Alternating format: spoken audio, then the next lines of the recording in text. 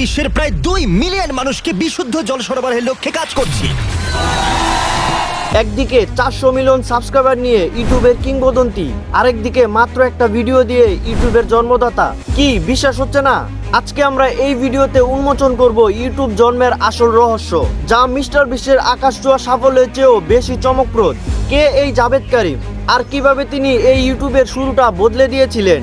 চলুন দেখা যাক। আজকের এই ডিজিটাল যুগে আমরা সবাই এমন একজন মানুষকে চিনি, যিনি ইউটিউবের মুকুটহীন সম্রাট মিস্টার বিস্ট। তার এই সাফল্যের পিছনে যে ধৈর্য আর পরিশ্রম, তা সত্যিই অনুপ্রেরণামূলক। কিন্তু গাইজ, আজকে আমরা মিস্টার বিস্টের সাফল্যের গল্প নিয়ে কথা বলবো না। আজকে এমন একজন মানুষকে নিয়ে কথা বলবো, যিনি বিশ্বের প্রথম ইউটিউবার, যার একটি ভিডিও 20 বছর ধরে ইউটিউবের সাক্ষী হয়ে আছে। হ্যাঁ, ঠিক ধরেছেন, আজকে আমরা কথা বলবো জাভেদ কারিমকে নিয়ে। একটি মানুষ, একটি ভিডিও, আর 20 বছর ধরে উধাও। এই মানুষটা কে? এই মানুষটা হলেন জাভেদ কারিম, যিনি শুধু প্রথম ইউটিউবার নন, তিনি ইউটিউবের অন্যতম প্রতিষ্ঠাতা। এই কথাগুলো আপনাদের কাছে অবিশ্বাস্য লাগছে, তাই না?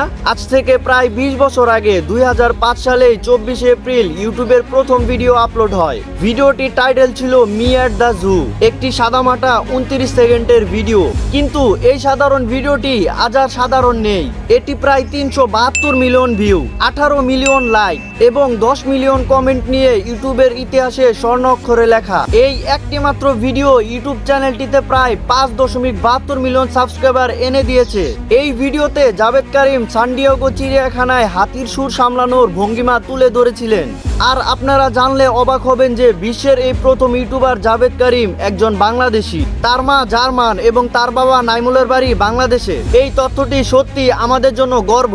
আপনারা আরো শুনে অবাক হবেন যে তিনি শুধু বিশ্বের প্রথম ইউটিউবার বা কন্টেন্ট ক্রিয়েটর নয়, তিনি ইউটিউবের প্রতিষ্ঠাতা।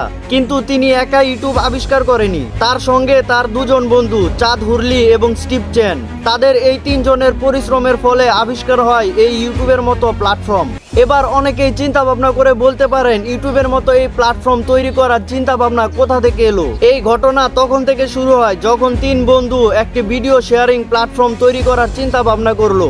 এর শুরুটা হয় স্টিভ চেন যখন একটি র্যান্ডম পার্টিতে গিয়ে ভিডিও শুট করে, কিন্তু তার এই ভিডিও শেয়ার করার জন্য কোনো প্ল্যাটফর্ম ছিল না। তিনি ভাবলেন, যদি এমন কোনো ভিডিও শেয়ারিং প্ল্যাটফর্ম হতো যেখানে আমি আমার ভিডিও খুব সহজেই মানুষের মাঝে শেয়ার করতে পারতাম। স্টিভ চেন তার এই চিন্তা ভাবনার কথা জাভেদ কারিম এবং চাঁদ হুরলিকে জানান। তারাও এই ভাবনাটি ইতিবাচকভাবে নিয়েছিলেন, আর তারা 3 জন ইউটিউব তৈরি করার জন্য চেষ্টা শুরু করলেন। ইউটিউব প্ল্যাটফর্ম আবিষ্কার হওয়ার 1 বছর পর থেকেই এটি খুব দ্রুত গতিতে বৃদ্ধি পেতে শুরু করে। এই প্ল্যাটফর্মটি এতটাই দ্রুত গতিতে বাড়তে থাকে যে গুগলের চোখ এই প্ল্যাটফর্মের উপরে পড়ে। পরবর্তীতে গুগল তাদের কাছ থেকে এই প্ল্যাটফর্মটি কিনে নেন। 2006 সালের 6 অক্টোবর $165 কোটি বিনিময়ে গুগল এই প্ল্যাটফর্মটি কিনে নেন। মাত্র 1 বছরের আইডিয়া কিভাবে বিশ্বকে বদলে দিতে পারে, এটি তার সবচেয়ে বড় উদাহরণ। জাভেদ কারিম হয়তো মিস্টার বিস্টের মতো সবসময় মিলিয়ন মিলিয়ন ভিউ নিয়ে আলোচনায় থাকে না, কিন্তু ইউটিউব নামের বিশাল সাম্রাজ্যের শুরুটা তার হাত ধরেই হয়েছিল।